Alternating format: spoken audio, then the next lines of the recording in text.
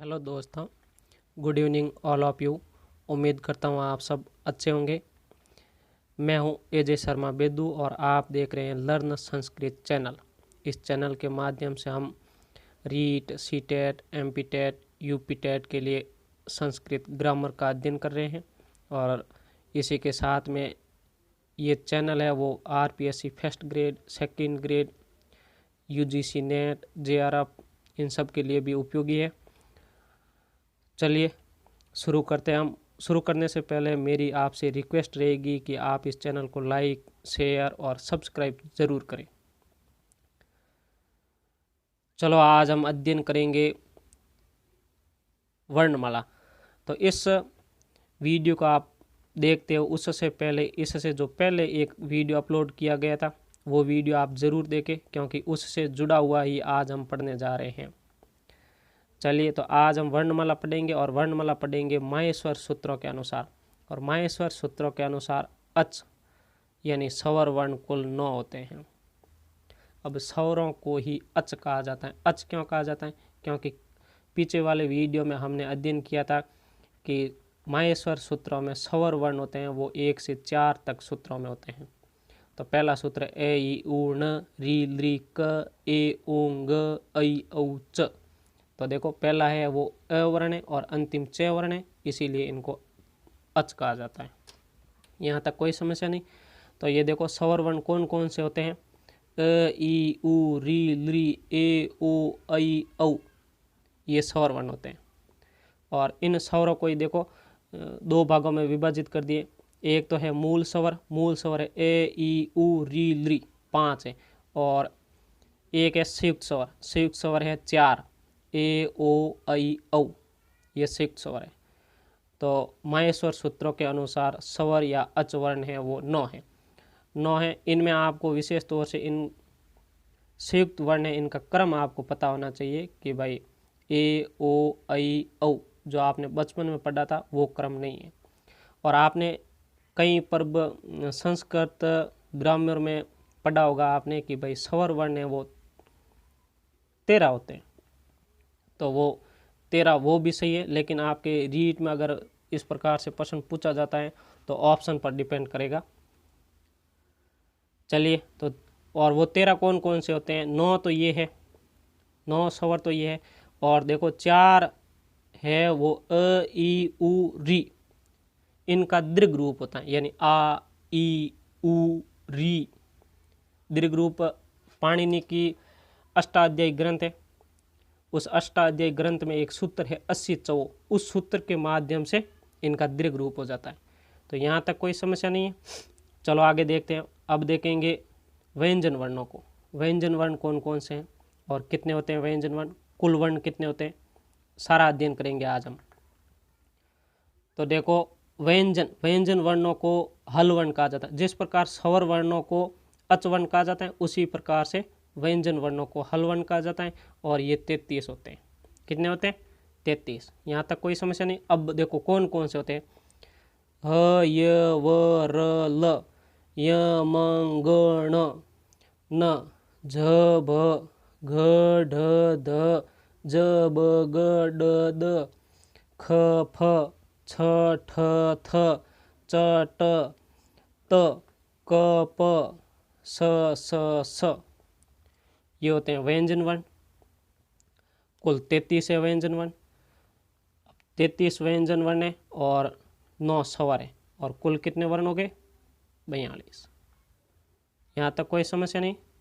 चलो आगे देखते हैं। आगे है व्यंजन वर्णों को वापस 3 भागों में विभाजित किया गया। तो कौन कौन से? अब एक भाग है इसका, वो है स्पर्श व्यंजन वर्ण। इन्हीं को य व्यंजन वर्ण कहा जाता है। और ये होते हैं 25। 25 कौन कौन से? 25 होते हैं 5 वर्ग है। 5 वर्ग कौन कौन से हैं? तो यहाँ पर देखो दिए हुए 5 वर्ग, कु चू टू तू पू, ये 5 वर्ग है। तो कु में 5 वर्ण है, क ख ग घ घ। इसी प्रकार से च में 5 वर्ण है, टू वर्ग में 5 वर्ण है, तू वर्ग में 5 वर्ण है, और पू वर्ग में 5 वर्ण है। यहाँ तक कोई समस्या नहीं। तो 5 तो वर्ग है और प्रत्येक वर्ग में 5 वर्ण है, तो 5 × 5 25 हो रहे हैं। कोई समस्या नहीं यहाँ तक। चलो अब देखो कु चू टू तू पू में ऋसव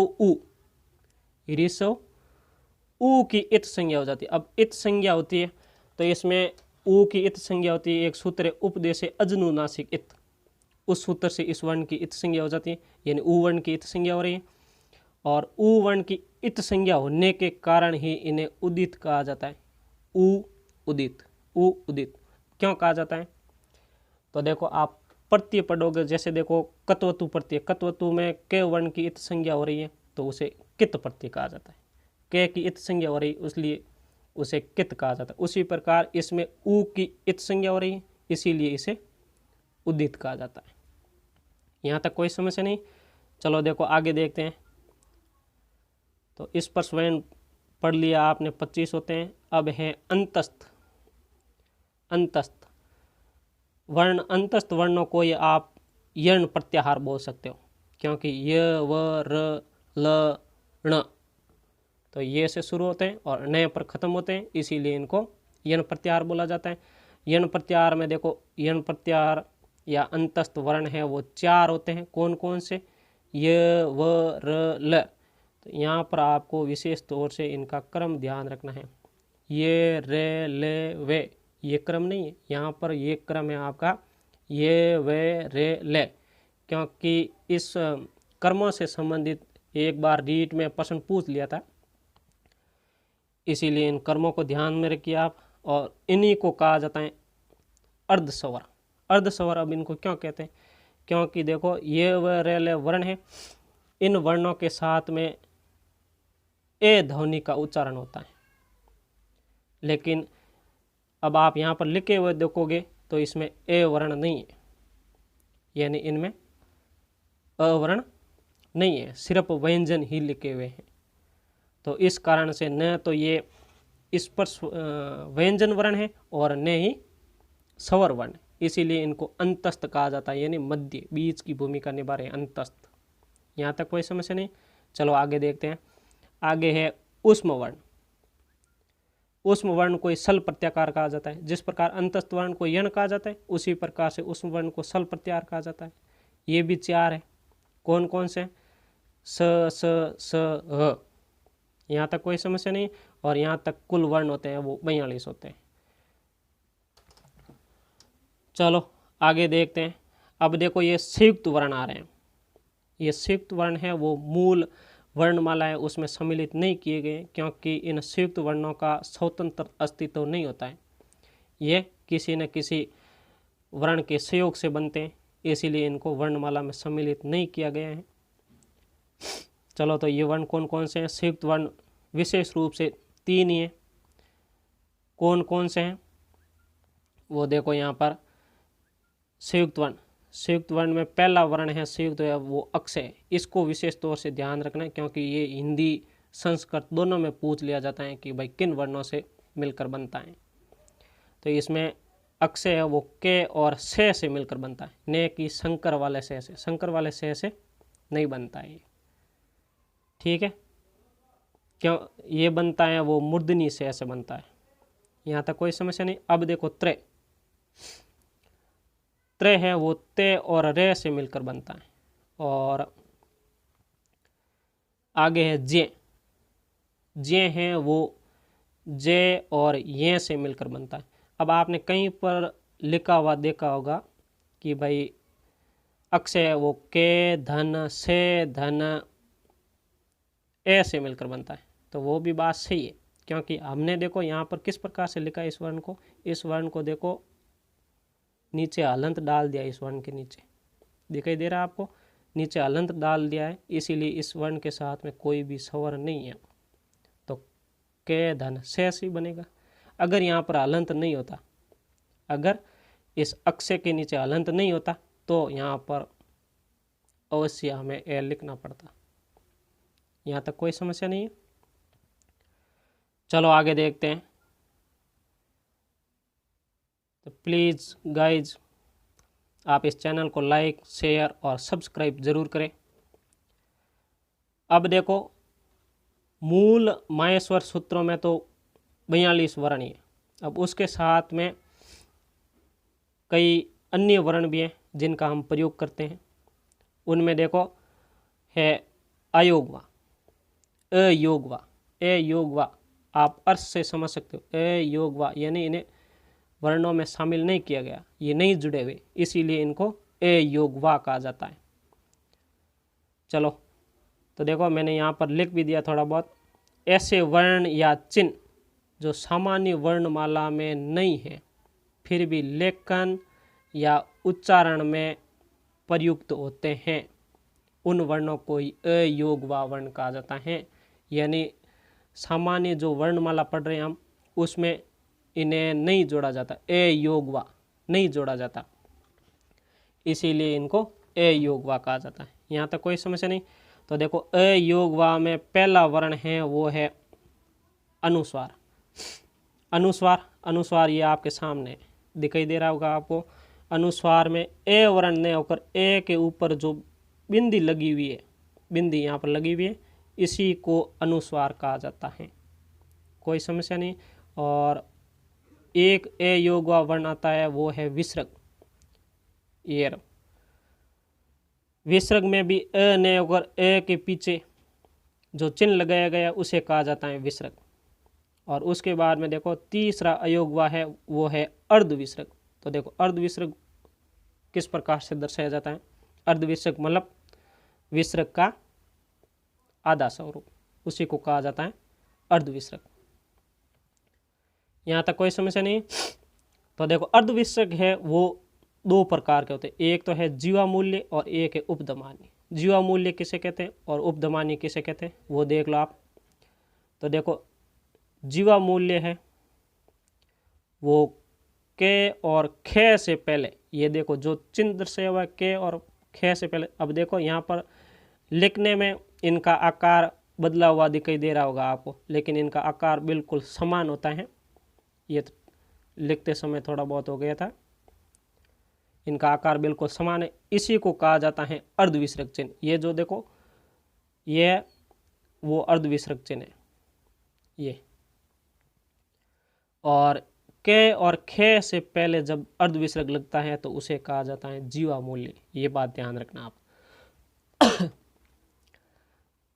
और उपधमान्य किसे कहा जाता है, अर्धविसर्ग में उपधमान्य, उपधमान्य कहा जाता है पे और फे से पहले जब आधा विसर्ग लगता है तो उसे कहा जाता है उपधमान्य। यहाँ तक कोई समस्या नहीं है। चलो आगे देखो। अब चार है वो है यम वर्ण। अब इनको यम वर्ण कहा जाता है। तो सबसे पहले आपको ये बात पता होनी चाहिए कि यम वर्ण किसे कहते हैं। यम वर्ण यानी प्रथम वर्ग के प्रथम चार वर्ण, यानी देखो ये प्रथम चार वर्ण क ख ग घ, ये वर्ण, इन वर्णों के सामने वर्ग का पांचवा वर्ण होना चाहिए। जैसे देखो यहाँ पर पलिकनी लिखा हुआ है, पलिकनी में देखो वर्ग, प्रथम वर्ग का प्रथम वर्ण लिखा हुआ है के, दो बार लिखा हुआ है। दूसरे के सामने ने लिखा हुआ है, तो ने अंतिम वर्ण है या नहीं है, पांचवा वर्ण ने। तो जब प्रथम वर्ण के बाद में पांचवा वर्ण आता है तो उसमें द्वितीय वर्ण की, यानी देखो दो के लिखे हुए यहाँ पर, उसमें द्वितीय के की यम संज्ञा होती है, उसे द्वितीय के को यम कहा जाता है। उसी प्रकार से देखो यहाँ पर चखंतु, चकंतु में खे दो है और उसके बाद में ने वर्ण पांचवा वर्ण आ रहा है, तो इसमें द्वितीय खे की यम। उसी प्रकार से देखो अग्नि, गे वर्ण है, गे के बाद में ने है तो द्वितीय गे का। उसी प्रकार से देखो घनंती, घनंती में जो दूसरा गे है उसकी देखो वो यम वर्ण है। तो देखो जब प्रथम वर्ग के प्रथम चार वर्ण, उनके सामने वर्ग का पांचवा वर्ण आता है तो उन्हें यम कहा जाता है। तो देखो पकवनी में दूसरा के है, उसके सामने ने है तो दूसरे के को बोला जाता है, ने की पहले के को। उसी प्रकार चकंतु है, चकंतु में दूसरा खे है, उसके सामने ने वर्ण है तो दूसरे खे को बोला जाता है। कोई समस्या नहीं, इन्हीं वर्णों को यम कहा जाता है। चलो तो यहाँ तक तो आपने पाणिनि माहेश्वर सूत्रों के अनुसार वर्णमाला देख ली। अब देखते हैं हम पाणिनि शिक्षा के अनुसार। पाणिनि शिक्षा में तो देखो प्रश्न है वो रीट, सीटेट, एमपीटेट, यूपीटेट इनमें पूछा जाता है दोनों प्रकार से, कि माहेश्वर सूत्रों के अनुसार भी पूछ लिया जाता है और पाणिनि शिक्षा के अनुसार भी पूछ लिया जाता है। तो अब हम अध्ययन करेंगे पाणिनि शिक्षा के अनुसार वर्णमाला। पाणिनि शिक्षा में देखो स्वर है वो बताए गए 21 या 22। अब देखो या का प्रयोग किया गया पाणिनि शिक्षा में 21 या 22। तो 21 या 22 क्यों कहते हैं वो भी बताऊंगा मैं आपको। चलो तो स्वर तो होते हैं 21 या 22। उसमें देखो ऋषव स्वर है वो कौन कौन से होते हैं। ऋषव स्वर होते हैं ए, ई, उ, री, लृ, क। ये तो देखो माहेश्वर सूत्रों के अनुसार भी वर्णमाला में 5 ही होते हैं ऋषव स्वर, और पाणिनि शिक्षा में भी 5 ही होते हैं। 5 ऋषव स्वर। पाणिनि शिक्षा के अनुसार ऋषव स्वर 5 होते हैं। अब देखो पाणिनि शिक्षा के अनुसार दीर्घ स्वर। दीर्घ स्वर आ, ई, उ, री, ए, ओ, ऐ, औ। ये पाणिनि शिक्षा के अनुसार दीर्घ स्वर 8 होते हैं। कोई समस्या नहीं है। अब देखो प्लुत स्वर। देखो प्लुत स्वर होते हैं। देखो प्लुत स्वर आ के साथ में जो ये चिन्ह लगाया गया है, ये चिन्ह लगा हुआ है यहाँ पर, देखो छोटा सा ये लगा हुआ है यहाँ पर, इसी को प्लुत कहा जाता है। तो देखो प्लुत स्वर होते हैं आ, ई, उ, री, ए, ओ, ऐ, औ। 8 ये हो गए। 8 ये। ऋषव स्वर है 5, दीर्घ स्वर है 8, प्लुत स्वर है 8। कितने हुए? 21 हो गए। और एक है वो है विकल्प से स्वीकृत प्लुत स्वर। विकल्प से स्वीकृत प्लुत स्वर लृ, ये है एक। तो 22 भी हो रहे। अब इनको 21 या 22 क्यों कहा जाता है तो ये समझिए आप कि देखो मैं एग्जाम्पल दे के आपको समझाता हूँ कि भाई आपके पास मान लो एक सेब है, उसे आप 2 नहीं कर सकते हो तो 3 कैसे कर सकते हो? जब आप बोल रहे हो कि भाई मैं 2 नहीं कर सकता हूँ और मैं कह रहा हूँ नहीं तो 3 कर, तो क्या 3 कर पाओगे? नहीं होगा 3। यही बात है कि भाई इस लृ वर्ण है, ऋषव वाला लृ वर्ण है, ये लृ वर्ण, इस लृ वर्ण को दीर्घ वर्णों में शामिल नहीं किया जाता। देखो ये इन वर्णों में, दीर्घ वर्णों में कोई कहीं पर भी लृ दिखाई नहीं दे रहा है, तो ये लृ नहीं हो सकता है तो प्लुत कैसे होगा? और यहाँ पर देखो विकल्प से स्वीकृत प्लुत स्वर लिखा हुआ है। तो यही है कि भाई इसीलिए इसको फिक्स नहीं माना गया 21 या 22 कहा जाता है। लृ को ही लृ का दीर्घ रूप नहीं होता है लेकिन प्लुत में स्वीकार किया जाता है। तो कई विद्वान इस प्लुत को, लृ को प्लुत मान रहे और कई नहीं मान रहे। जो नहीं मान रहे उनके अनुसार तो 21 होते और जो मान रहे उनके अनुसार 22 होते हैं। और पाणिनि शिक्षा में 21 या 22 दोनों का वर्णन किया गया है। तो आपसे स्वर पूछा जाए तो पाणिनि शिक्षा के अनुसार 21 या 22 ही होते हैं, न तो 21 होते हैं और न ही 22 होते हैं। इसका आप विशेष तौर से ध्यान रखोगे। चलो आगे देखते हैं। आगे शेष वर्ण 21 या 22 तो हो गए। अब शेष वर्ण कौन कौन से? शेष वर्ण है 42। 42 में कौन कौन से? स्पर्श वर्ण 25, जो आपने माहेश्वर सूत्र के अनुसार वर्णमाला पढ़ी थी वही 25 यहाँ पर है। अंतस्थ वर्ण 4 है, वो ये भी आपने पढ़े थे, वहाँ पर समान ही है। ऊष्म वर्ण 4 है, ये भी आप पहले पढ़ चुके हैं माहेश्वर सूत्रों की वर्णमाला के अनुसार। कोई समस्या नहीं। चलो आगे चलते हैं। तो प्लीज़ गाइज इस चैनल को लाइक, शेयर और सब्सक्राइब जरूर करें। चलो आगे देखो 4 है वो यम वर्ण है। यम वर्ण कौन से हैं? अभी हमने पढ़े थोड़ी देर पहले, क, ख, ग, घ, ये यम वर्ण है। कोई समस्या नहीं।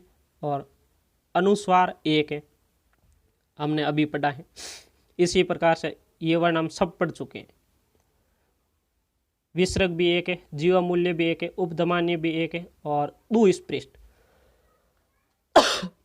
ये नया वर्ण है। इसे आपने शायद तक पहले देखा है या नहीं देखा है। तो इसका देखो, इस दुस्पृष्ट वर्ण है, इस वर्ण का वेदों में प्रयोग होता है। जैसे देखो आपने ऋग्वेद का कई सूत्र पढ़ा होगा। पहला सूत्र रहता है अग्नि मिल्डे पिरोहितम। तो अग्नि मिल्डे इल्डे, इसका दू स्पष्ट है, इसका उच्चारण भी इसी प्रकार से किया जाता है, इल्डे इल्डे इल्डे। इस प्रकार से आप 3-4 बार उच्चारण करोगे तो आपके माइंड में सेट हो जाएगा ये इल्डे इल्डे।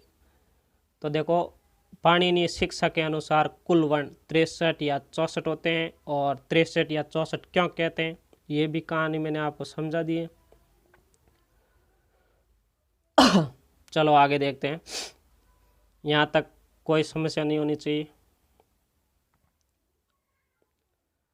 तो प्लीज़ गाइज आप इस चैनल को लाइक शेयर सब्सक्राइब ज़रूर करें, और अगर आपको इस चैनल के माध्यम से कोई समस्या आ रही है तो आप कमेंट भी ज़रूर करें। जितना हो सके उतना ज़्यादा इसे शेयर करें, और इस चैनल से आपको कंपटीशन एग्ज़ाम संस्कृत से जुड़े हुए